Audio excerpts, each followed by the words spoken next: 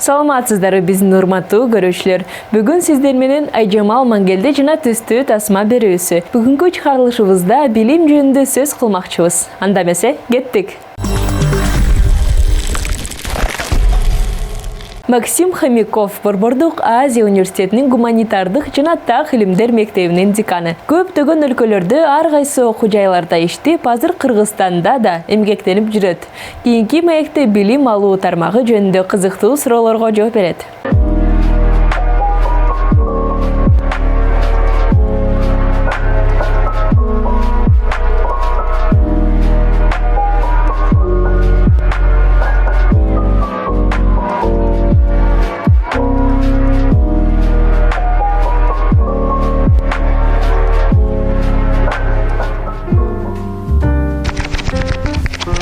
Кыргызстан жөнүндө биринчи оюңуз кандай болду? Первое впечатление у меня, наверное... Менин биринчи оюм бул жака биринчи жолу келгенде 6-7 жыл мурун түзүлгөн. Первый раз это было, наверное, лет 6-7 назад.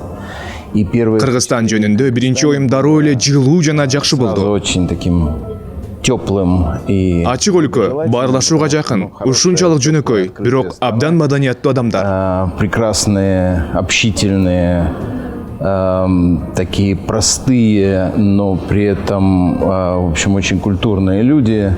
Максим Хомяков Борбордук Азия университетинин гуманитардык жана так илимдер мектебинин деканы. Йоханнесбург атындагы Түштүк Африка университетинин конок изилдөөчүсү жана Прикс университетинин улуттук тармактык орус координациялык кеңешинин башкы эксперти. Академиялык жана бизнес менеджментинин ортосунда айырмачылыктар барбы? Албетте бар. Во-первых, биринчиден профессорлор менен иштөө. Бул өзүнөн баш тартууну талап кылган жумуш. Башкача айтканда, бул абдан кызыктуу, бирок оор жумуш. Анткени академиялык университет абсолюттук академиялык эркиндик менен гана иштей алат. Профессор эркиндикке ээ болуш керек. Бул жагынан алганда, жетекчи координатордун жана медиаторлордун ролун аткарат. Бирок эч качан барына эмне кылуу буйруган жетекчи болбошу керек. Эгерде кээ бир компанияларды ушул принцип боюнча курууга мүмкүн болсо, анда университетти мындай курууга болбойт. Университет бул максималдуу академиялык эркиндикти сактоо менен ар дайым жааматтык ойлонулган иш. Ушул негизги айырмачылык деп ойлойм. Мен компанияны башкаруу деген эмне экендигин өзүм да билбейм. Мен өмүр бою университетте окуп, иштеп келе жатам. Бирок менимче бул академиялык жана академиялык эмес чөйрөдөгү негизги айырмачылык.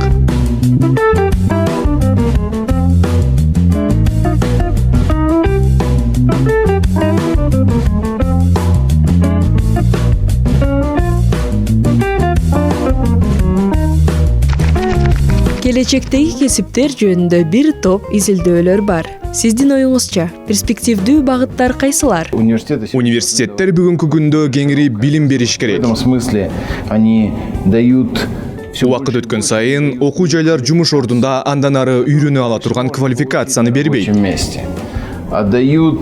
Алар кийинчерээк окууга мүмкүнчүлүк берген билим беришет. Билим берүүнүн ар кандай түрлөрү бар. Мейджор жана майнер бар. Бул студентке бир эле учурда 2 адистикти алганга мүмкүнчүлүк берет. Мисалы, компьютер илими менен жана филология калыштырууга аракет кылышат. Бул абдан жакшы. Дүйнө жүзү боюнча multiple majors тарады. Студент бир эле учурда бир нече адистиктерге окуй алат. Мисалы, Улуу Британияда бул PPA деп аталат. Саясат, философия жана экономиканы өзүнө камтыган адистик бар. Ушундай билим берүү өнүмдөрү рынокто эң кызыктуу жана суроо талапка ээ болушат.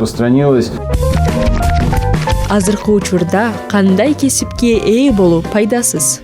Опять-таки, наверное, бесполезно Балким өтө тар багытталган кесиптер. Мен сизге классикалык мисал келтирейин. Бир нече убакыт бою Россияда текстилдик машиналардын инженерлерин окута башташты. Жеңил өнөр жайында колдонулуучу машиналар. Ошол эле учурда өлкөдө бир дагы станок чыгарылган эмес. Анткени бардык өндүрүш өз учурда жокко чыккан. Жалпысынан ушул эле станокторду чет өлкөлөрдөн сатып алуу арзаныраак жана пайдалуураак болчу. Мындай тар адистик бүгүнкү күндө да маанисиз. Бүгүнкү студент сиздин учурдагы студенттерден эмнеси менен айырмаланат? моего времени, когда я был студентом, в смысле. Я как-то, в общем, Мен причисляю өзүмдү себя к замандашмын деп современным эсептейм. студентам. Тамаша. Заманбап студент кандайдыр бир видеонун, көмөкчү материалдын же кандайдыр бир презентациянын жардамысыз маалыматты азыраак кабыл алып, тотал абстракцияларды кабыл ала албаганы менен айырмаланат. Заманбап адамда ой жүгүртүүсү клиптүү болот. Бирок жалпысынан орто кылымдан азыркы мезгилге чейин жакшы студенттер бирдей болушат. Жылдан жылга жөн гана маалымат жеткирүү каражаттары өзгөрүп турат. Бишкек менен Москванын студенттери эмне менен айырмаланышат? Ничем Өзгөчө особым не деле отличаются. айырмаланышпайт. Жаш, Студенты, в энергиялуу, общем, изденүүчү жана молодые, таланттуу. энергичные, Студенттер дүйнөдөгү пытливые, эң жакшы адамдар болсо керек. Ар кайсы мамлекеттен келген талантливые. студенттердин И в ортосунда этом чоң смысле, айырмачылык бар деп айтпайт элем. Студенттер В бардык общем, жерде эле студенты, наверное, белгилүү. самые Бир ой прекрасные люди жүгүртүүсү в мире. менен адамдар. Для меня, по крайней мере. И, в общем, они как-то не особо... Я бы не сказал, что есть какая-то большая разница между, значит, студентами из разных... Да, более того, Москва, Бишкек, там, я не знаю, Париж или Нью-Йорк, в общем, везде это люди, ну, определенного склада. И я бы говорил о таком глобальном студенчестве, а не студенчестве конкретных стран.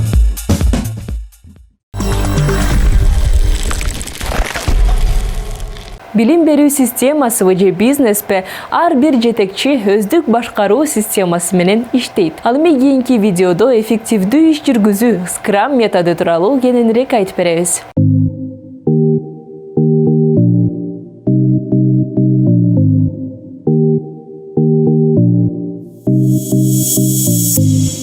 Бул жакта Agile коомчулугунун өкүлдөрү чогулушуп, Scrum пазлын ойноп жатышат. Эгер сиз үчүн менин айткандарым түшүнүксүз болсо, анда мен терминологияны изилдеп, бул жерде эмне болуп жаткандыгын түшүнүүнү сунуш кылам. Это имеете в виду, да? Так, что у нас получается? Инспекция. Это что? Обязательство? Scrum натыйжалуу иштейт, чыгымдарды кыскартат, кирешени көбөйтөт, команданы бириктирит, жеке жашоого жардам берет. Кандайдыр бир сыйкырдуу элемент. Бирок бул эмне? Балким көпчүлүк Scrum'ды билишет жана аны өз ишинде колдонушат. Же ушул төртөө гана укмуштуудай Scrum ыкмасын билишеби? Знанием о чудесном методе. Scrum – это метод работы. Scrum натыйжалуу иштөөнүн, азыктын түзүүнүн жана башкаруунун методу. Ал кардардын кандай өнүмдүү кааларын билип, башкача айтканда, андан кайтарым алганыбызга жардам берет. Бул ыкма продуктту чыгарган команда үчүн, айрыкча программисттер жана иштеп чыгуучулардын дизайнерлери үчүн кардардын каалаганын түшүнүүгө жардам берет. Для программистов и дизайнеров, разработчиков он помогает понять, что хочет клиент, потому что у нас обычно как? Клиент Биздин кардар бир нерсени кааласа, бираздан кийин ал дагы башка нерсени каалашы мүмкүн. Бирок бул жерде бардыгы икемдүү. Иш цикл менен курулат. Пландаштыруу ай сайын жүргүзүлөт. Ай сайын өнүмдүн бир бөлүгү кардарга көрсөтүлөт. Жана кардар ооба, мага жагат, же ооба, мага жакпайт деп жообун айтат. Натыйжада компания азыкты иштеп чыгуу үчүн ресурстарды текке кетирбейт. продукта. Википедияга кайрылалы. Scrum бул долбоорду башкаруу ыкмасы. Ал программалык камсыздоону иштеп чыгуу жаатында жана башка өндүрүш тармактарында колдонулат. Scrum англисче алышуу, регби деген оюнда колдонулган термин. Топ ыргытылганга чейинки командалардын баштапкы абалын билдирет. Scrum ыкмасы минималдуу иш-чаралар, экспонаттар, ролдордон курулат. Ал акыркы колдонуучуга жогорку артыкчылык менен аныкталган жаңы бизнес мүмкүнчүлүктөрү менен иштөөчү продукту камсыз кылууга мүмкүндүк берет. Работающий продукт с новыми бизнес-возможностями, для которых определен наибольший приоритет.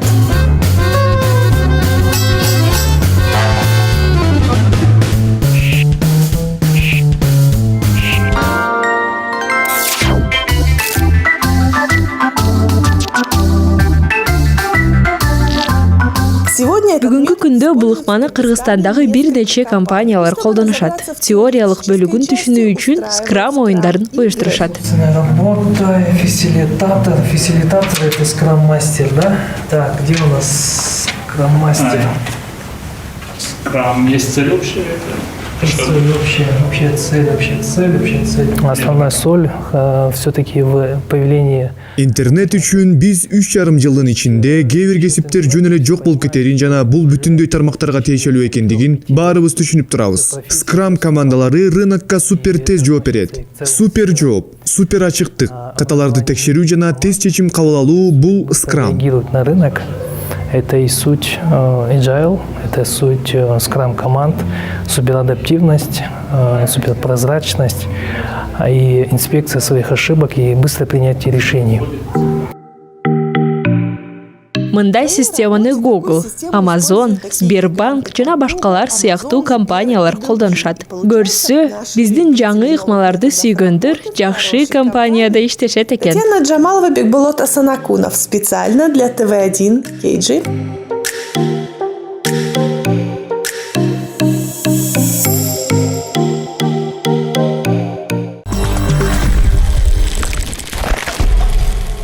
Игиликке жетүү үчүн эмне керек? Кыйын болуп жатса кандай чечим кабыл алыш керек? Максатка жетүү жолунда кандай принциптерге таяныш керек? Бул суроолорго жоопту кийинки видеодо таба аласыз. Жакшы болгон бир окуяны эстегиле. Эстетиңизби? Ал эми 3 жума мурун түшкү тамакка эмне жегениңизди эстегиле. Экинчиси, балким эсте калган жок. Эмне үчүн? Биз кээ бир нерселерди эстеп, кээ бир нерселерди унутуп калабыз. Эмне үчүн эскерүүлөр убакыттын өтүшү менен өчөт?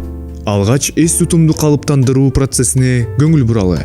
Бир нерсени жасап жатканда, мисалы телефон номерин тергенде, сезүүбүз нейрондор чынжырын аркылуу берилген электрдик сигналдарга айланат. Башында маалымат кыска мөөнөттүү эс тутумга кирип, ал жерде бир нече секундтан бир нече мүнөткө чейин сакталат.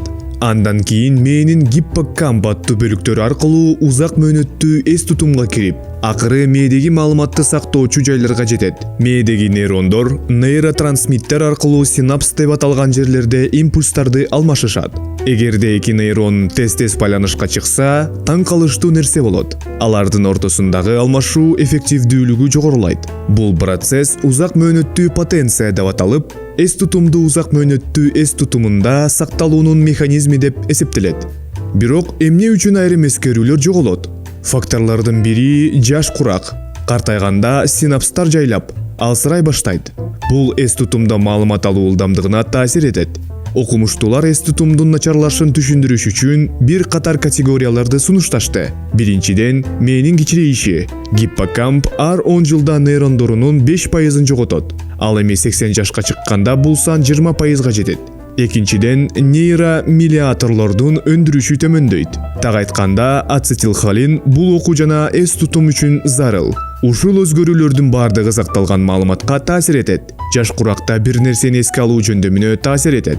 Биз көңүлүбүздү буруп, биз үчүн маалымат абдан маанилүү болгондо, процесстин жүрүшүнө жакындан катышкан учурда эскерүүлөр жакшы сакталат. Жаш өткөн сайын көбөйүп бараткан психикалык жана физикалык көйгөйлөр биздин концентрация жөндөмүбүзгө таасир этет. Ошентип эс тутумубузду уурдайт.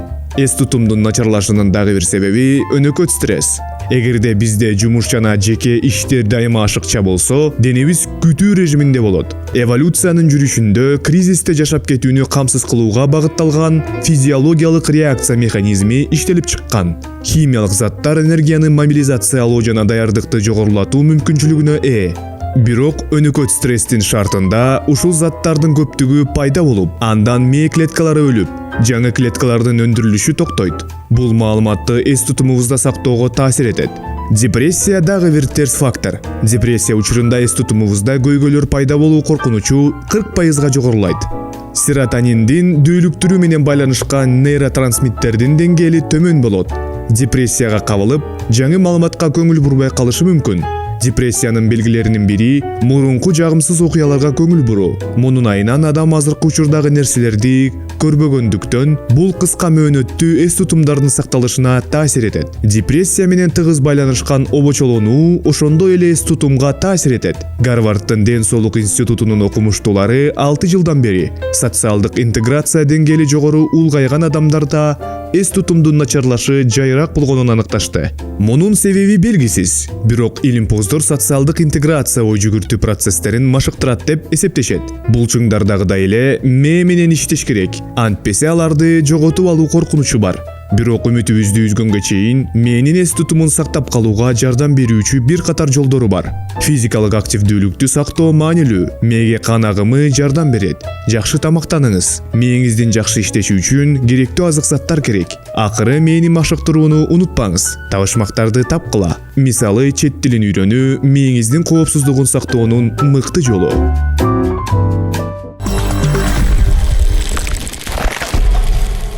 Бос инсаны биздин телеканалыбыздын жаңы берүүсү. Бул Кыргызстандагы дүйнөлүк бренд менен болгон биринчи коллаборация. Анын алкагында ийгиликтүү адамдар менен кызыктуу маек курабыз. Кийинки видеодо Максим Хомяков менен маектин уландысы. 29 жашында Горький атындагы Урал мамлекеттик университетинде тарых жана философия боюнча докторлук диссертациясын коргогон. Британ академиясынын Европа комиссиясы, Ачык коом фонду, Форд фонду, МакАртур фонду, ошондой эле Россиянын билим берүү министрлиги тарабынан колдоого алынган 20дан ашык долбоордун жетекчиси болгон. 10 жыл бою Федералдык университетинин проректору, андан кийин Санкт-Петербург шаарындагы Жогорку экономика мектеби Улуттук изилдөө университетинин директорунун орун басары болуп иштеген. 70тен ашуун илимий эмгектин автору.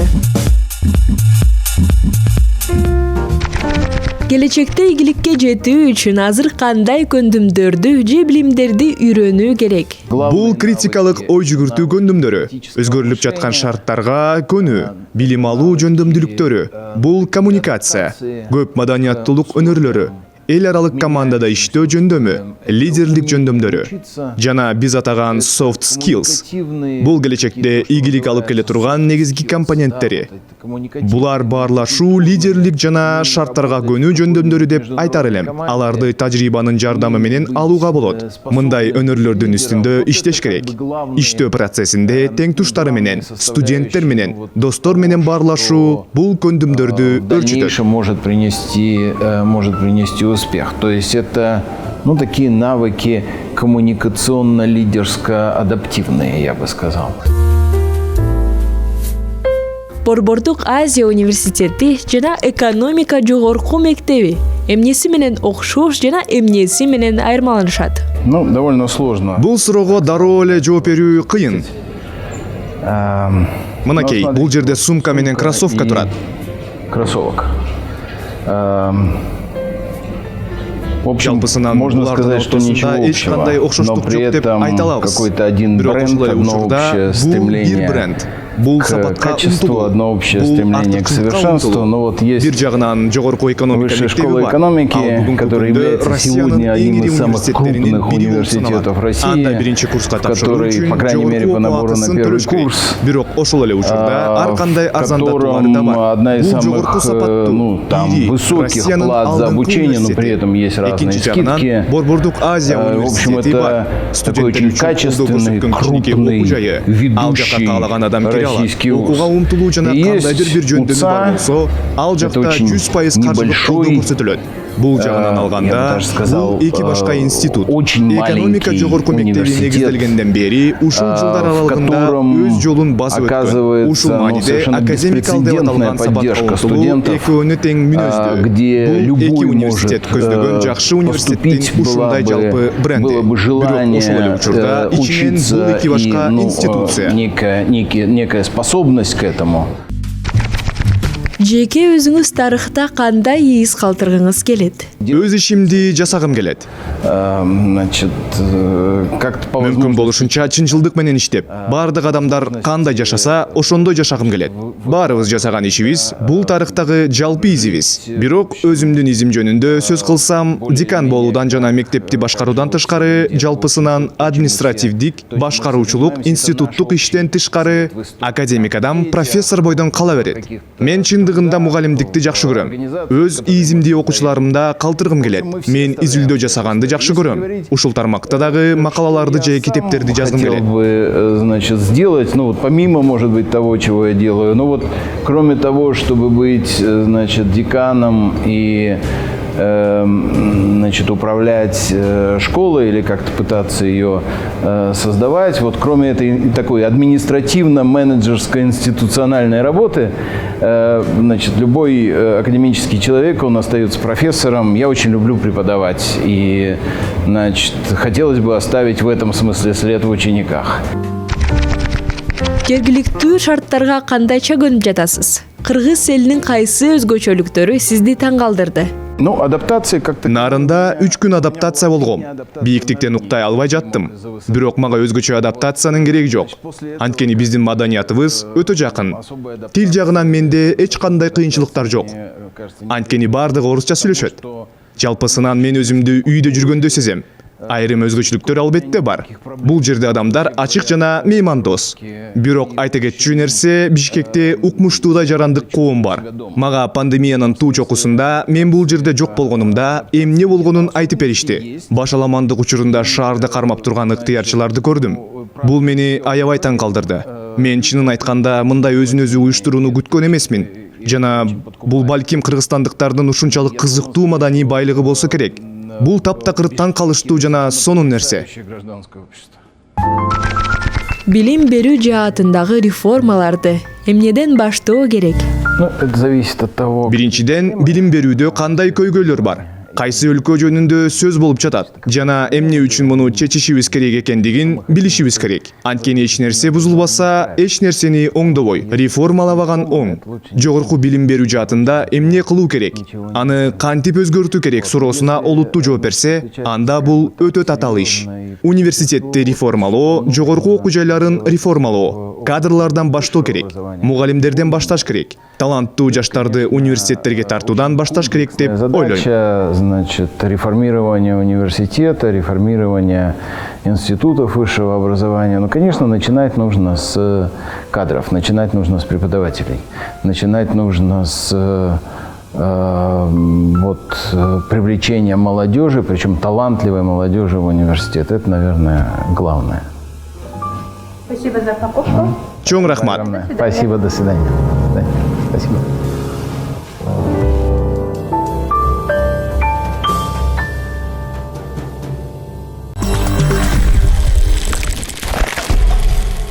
Албет чыгарылышыбыздын аягында сиздерге жагымдуу ырдестени тартуулайбыз.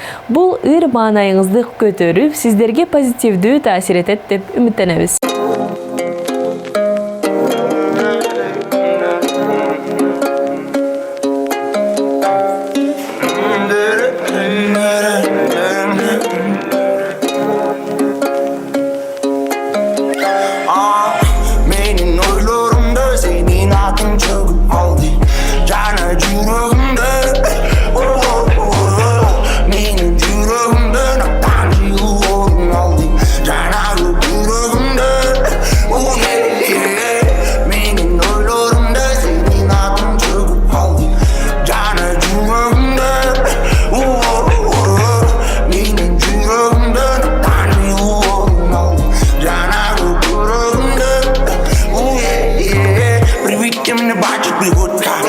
Твоя кисла походка разваживает меня, добивает плотно. Весь тут на прямо до будки.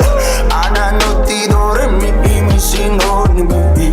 Ночами бессонными, где-то унесенными. Меня ной лорна, сини на том чогу халды. Жана жирунда, меня жирунда, на паню орунал. Жана жирунда,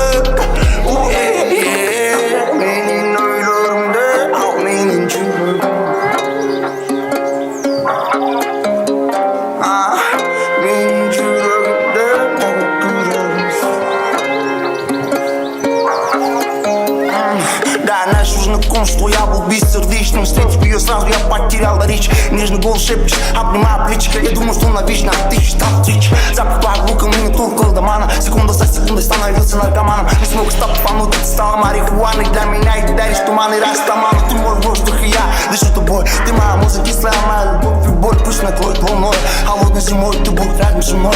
Моя любовь к тебе никогда не потушить. Она горит внутри, она хочет жить. Я знаю, что отпускать тебя навсегда. Мне бы главное, чтобы ты была счастлива. слепа. Ты подарил мне любовь, просто теми боль. Ты рассыпал сахар, за теми соль. Ты раскидал миллион, с теми ноль. Посвятила ты себя, но не тому герою. Ты подарил мне любовь, за теми боль. Ты рассыпал сахар, за теми соль. Ты раскидал миллион, за теми ноль. Посвятила ты себя, но не тому герою. Meaning 너로름들 생긴 아동 저급하리 자네 주름들 Meaning 주름들 나딴 이유로는 어디 자나고 주름들 Meaning 너로름들 생긴 아동 저급하리 자네 주름들 Meaning 주름들 나딴 이유로는 어디 자나고 주름들 Meaning 너로름들 out meaning 주름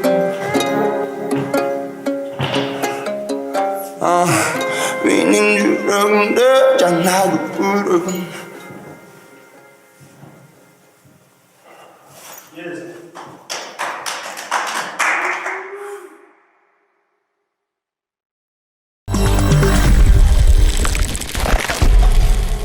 Ушундай нотада биздин билим темасына арналган чыгарылышыбыз аягына келди. Сиздерге дүйнөдөгү жакшылыктардын баарын каалайбыз. Айжамал Мангелди түстүү тасман берүүсү. Саламатта калыңыздар.